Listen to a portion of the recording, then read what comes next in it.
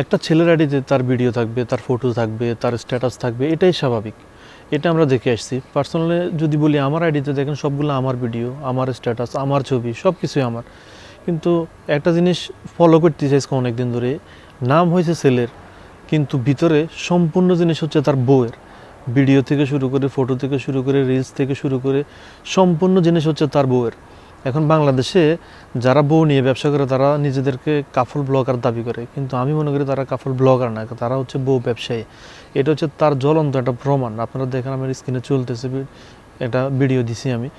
তার আইডির ভিতরে সম্পূর্ণ জিনিস হচ্ছে তার বউয়ের ভিডিও, তার বউয়ের রিলস, তার বউয়ের সব সম্পূর্ণ জিনিস। মানে বউ সকাল থেকে দুপুর পর্যন্ত, রাত থেকে সকাল পর্যন্ত কি করতেছে সম্পূর্ণ জিনিস ভিডিও করে তার আইডি দিতেছে।